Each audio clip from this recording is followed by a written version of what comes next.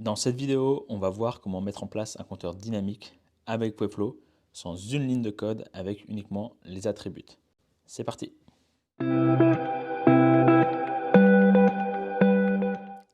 Hello, c'est Benoît de Justa.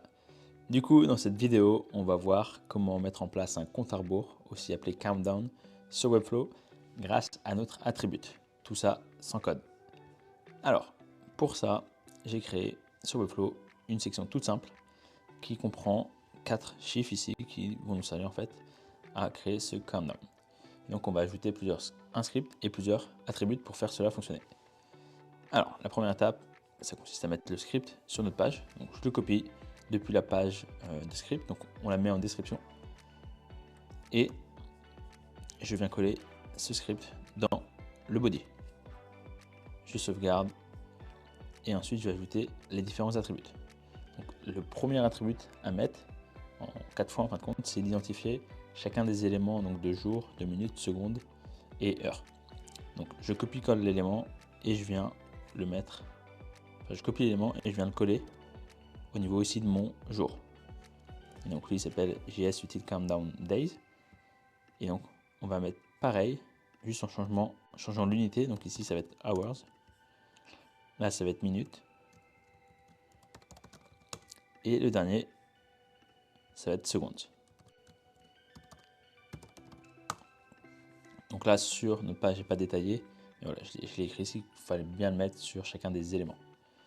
Ensuite, on va devoir identifier l'élément parent de ces 4 éléments en fait, qui contiennent le jour, l'heure, etc.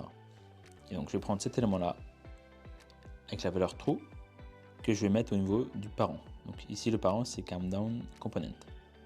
Donc, j'ajoute l'attribut ici. Et donc, en valeur, on a dit que c'était true.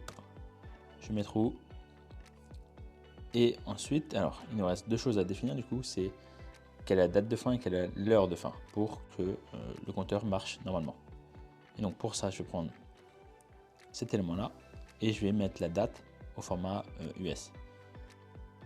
Et donc ça, je vais la mettre à peu près où on veut. Je peux la mettre ici par exemple.